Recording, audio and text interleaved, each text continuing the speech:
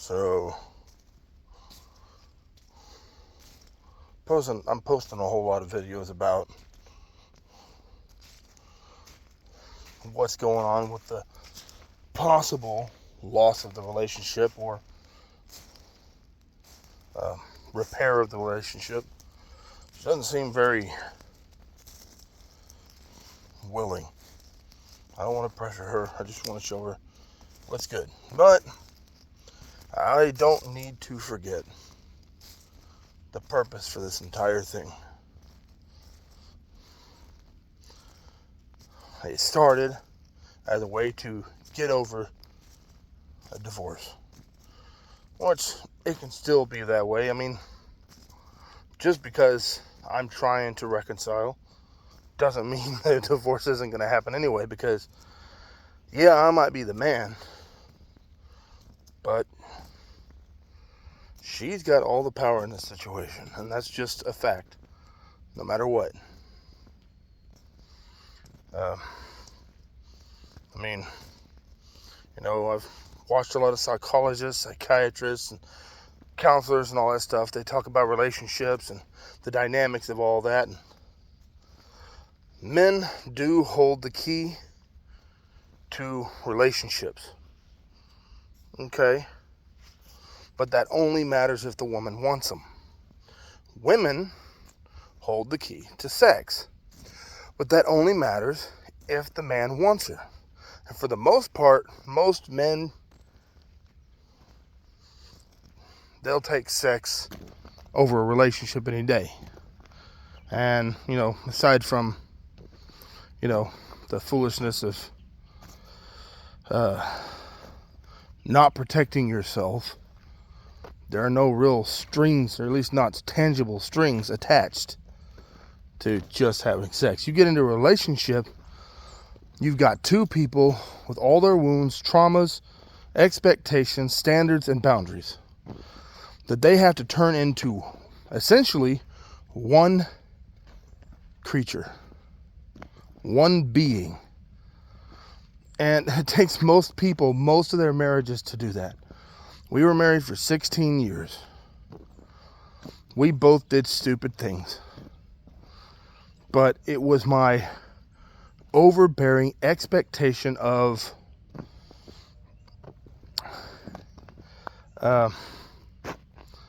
what's the word? Equal accountability. Yes, she should be accountable for her actions, the things that she does wrong to me.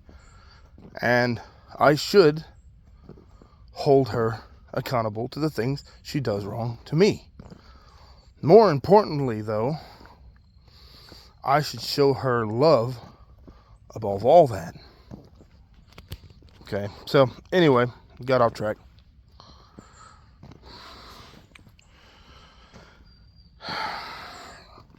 So, this channel is mostly about just being better. So, I'd like to focus mostly on relationships, but a lot of the things that I'm going to say are relevant to regular, everyday life. A relationship is a relationship. There are very few dynamics in a romantic relationship that don't translate well into peer relationships, friendships, co-workers, so on.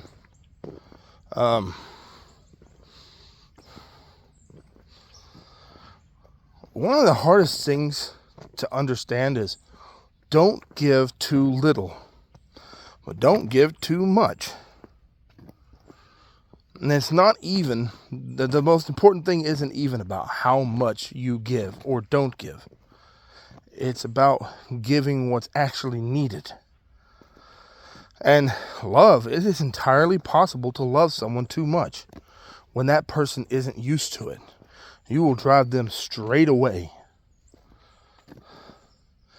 It is, of course, also possible to drive someone away if you don't love them enough, when love is exactly what they need.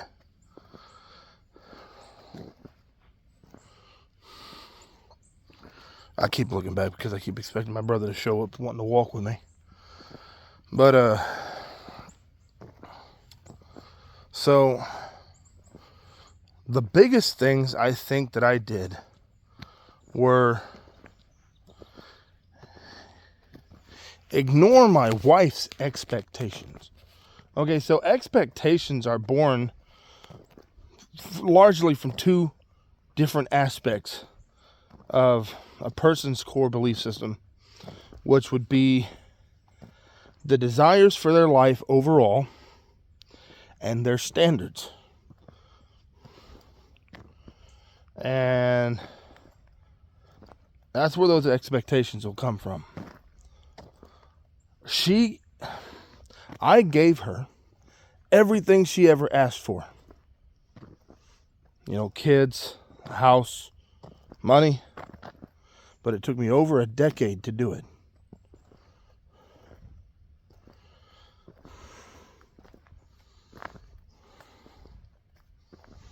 But the biggest problem was what I gave her that she didn't ask for. Was I had my expectations born from the same things. My standards. And man, my brain is gone. My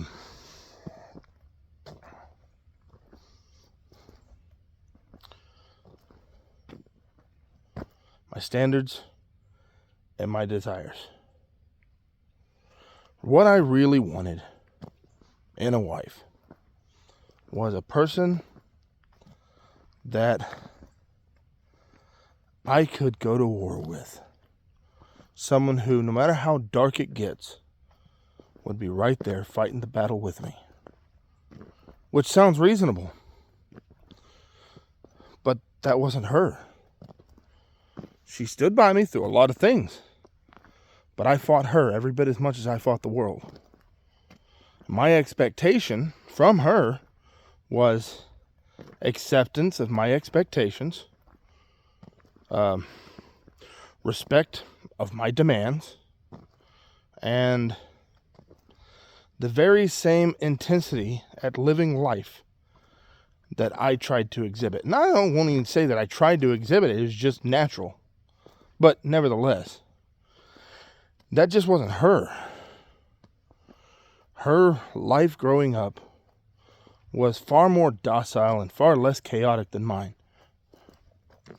So she didn't want a man to go to war with her or for her.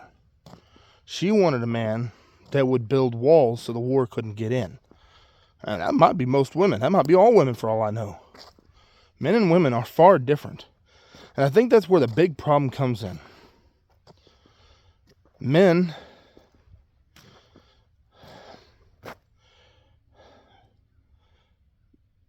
because men live a completely different life and they can live that different life in the same house. Men live a completely different life from women. And because of that, the meanings of words aren't even the same. There's an earlier video I made of the difference in just the definition of the word security. Which, I mean, obviously the word security means to be secure. Okay, but whenever she was talking about, I want security, she wasn't talking about the same thing that I was when I said the same thing. We're saying the same words and saying something completely different at the same time. And the reason why? It's because a man needs emotional security. I don't care how emotionally stable he is. I don't care how emotionally intelligent or mature he is. A man needs emotional security. A place where he doesn't have to be a stone statue all the time. A place where he can relax, let his guard down, and allow himself to be soft.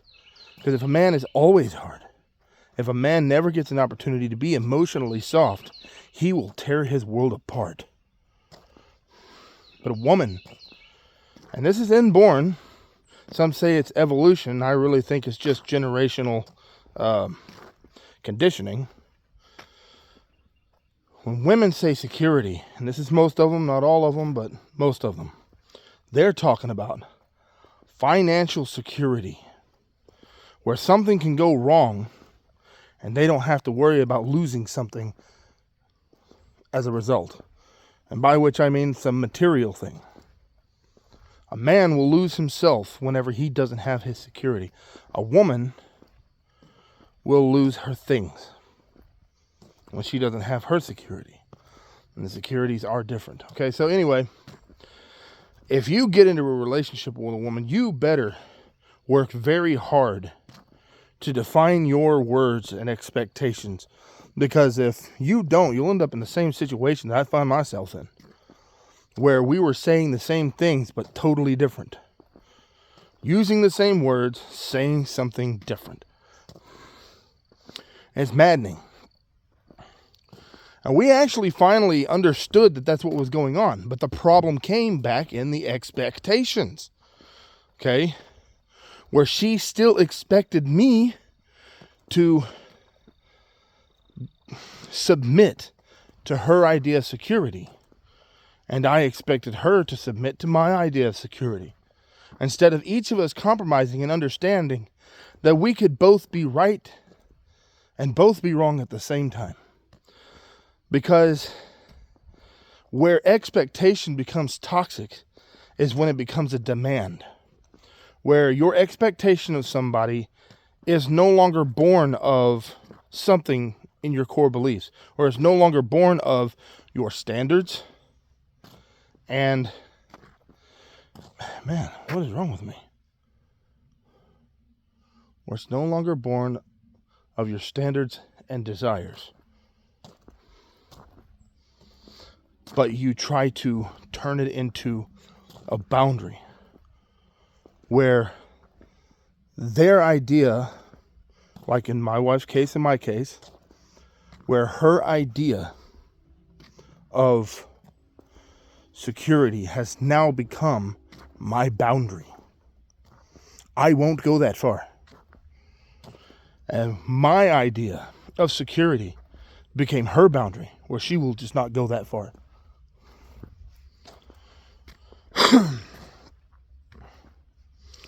Never let your expectations become your boundaries. Expectations are things that should be optional, because as anybody who's ever lived any real life at all, they know that expectations aren't realistic. If you make your expectations into a non-negotiable, then you will destroy every aspect of every relationship you get into. Your expectations should never be non-negotiable. They should be malleable, changing with the realities that you come face to face with. Okay, so the takeaway from this video, or at least this portion of this video, should be: don't let your expectations rule you in any relationship, but understand that you should give that other person consideration so that they don't become bitter. Let up on your expectations a little bit and understand that reality is not always what you expect it to be. So,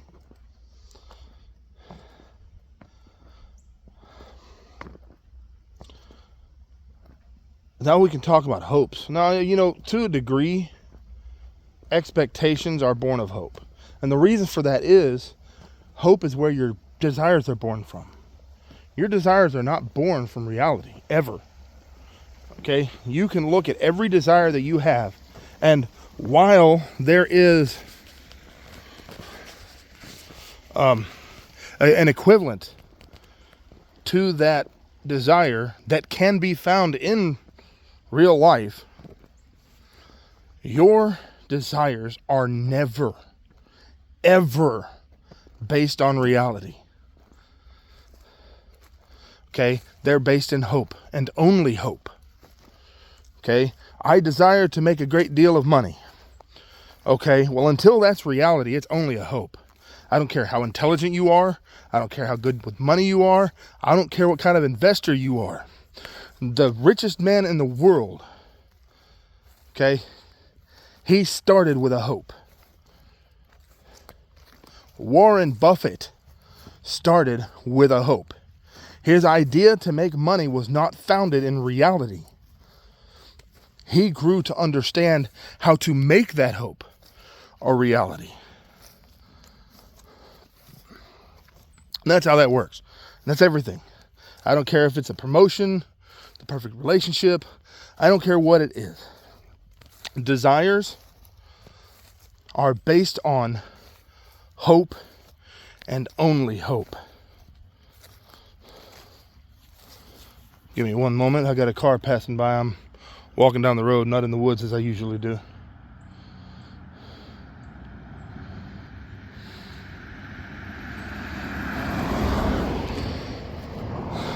I'm living out in the middle of nowhere. The roads aren't terribly busy, but a little busier than they used to be. I probably spent about 5 or 6 years of my life here.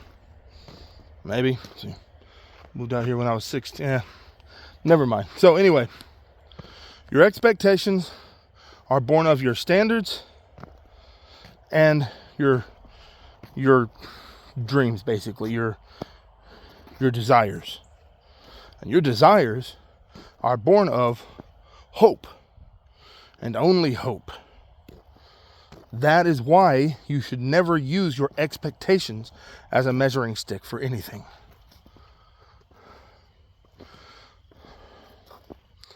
So, in all your interactions, look at your expectations as nothing more than a desire for something to come to be.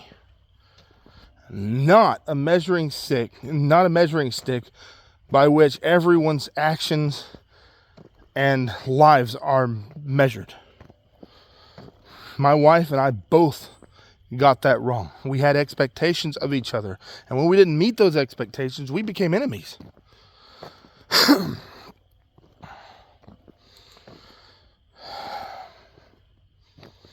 Because we confused expectations with standards. Expectations are only partly born from standards. So, moving on. The biggest problem with people is the very same thing that makes them apart from the rest of nature. Ego. Okay? Ego is what makes us self-aware. It's what separates us from the animals and the bugs in this world. Because while the animals, most of them, if not all of them, have needs, they enjoy things. I mean, look at a dog. A dog will play. A cat will play. Okay? Most of that play is founded or based on their instinct. It goes back to that because that's how they learn how to survive in the world. But nevertheless, they play. They actually have fun. They can be sad. They can be happy. They can be angry, scared.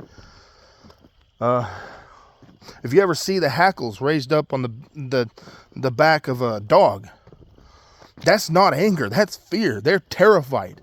That's why they try and kill whatever is in front of them. Because they're scared of it. And the only way to get rid of it is to get rid of it. But they're not really completely self-aware.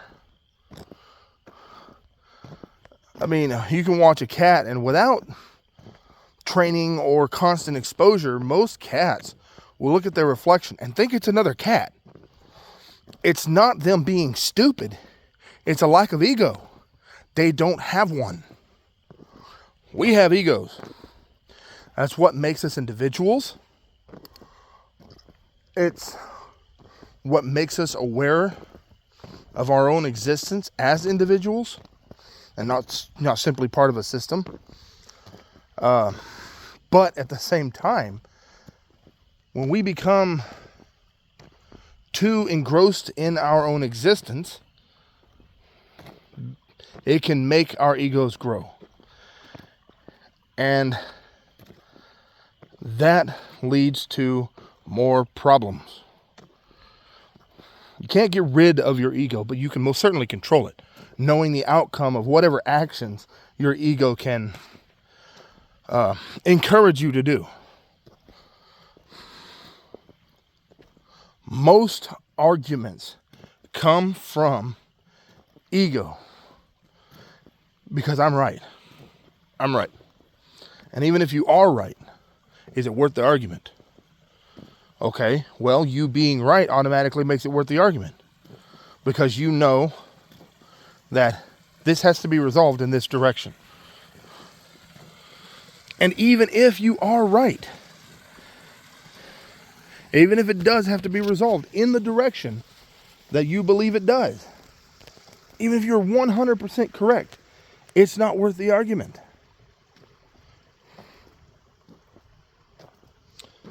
Because in the end, every argument you have closes the ears a little more, their ears, well, yours too actually, and opens the mouth a little more, closes the heart a lot more, creates resentment, hatred even at times.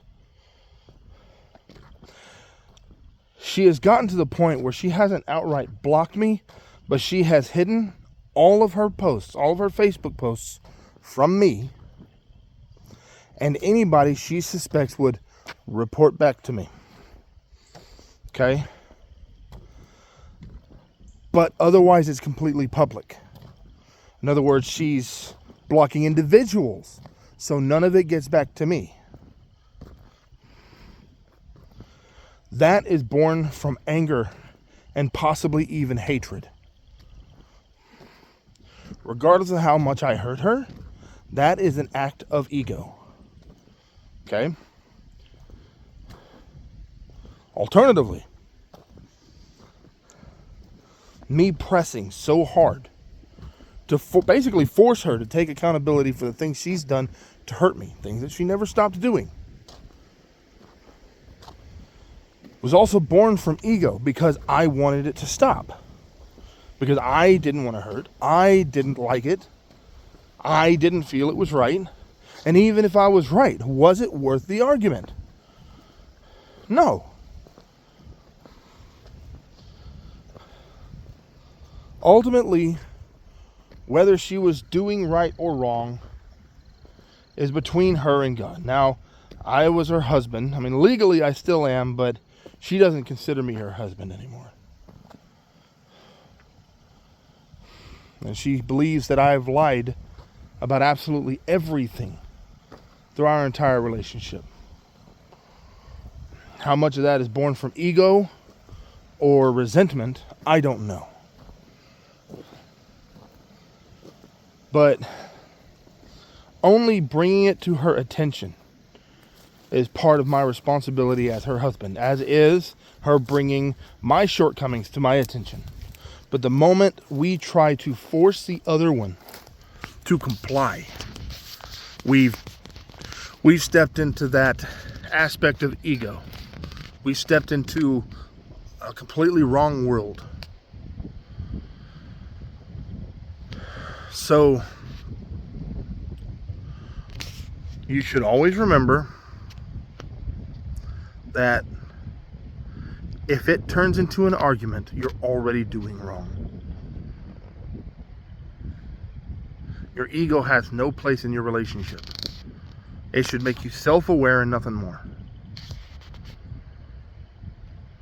So, control your ego. This is part of being better. And this affects your other relationships that are more peer-centered.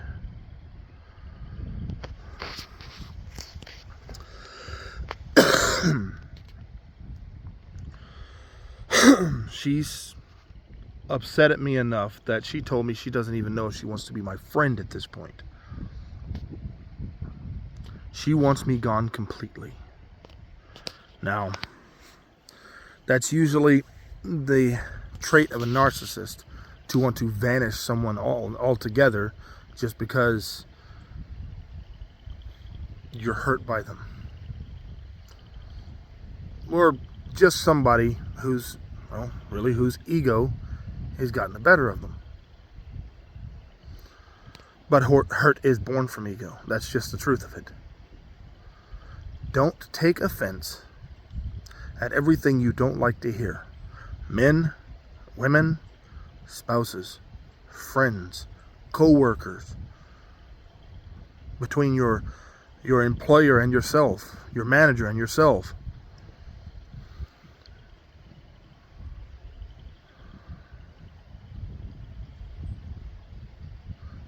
Do not take offense at everything. That is born of ego.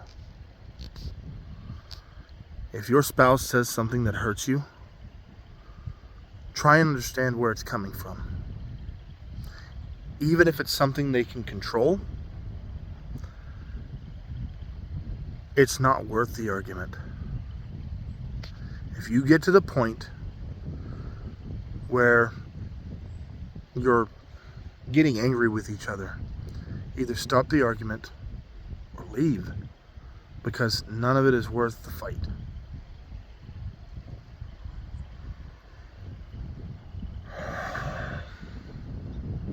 There'll be more, but I'm outside and it looks like the rain's getting ready to come back again, and I don't feel like dealing with it. I didn't bring any of my rain gear. So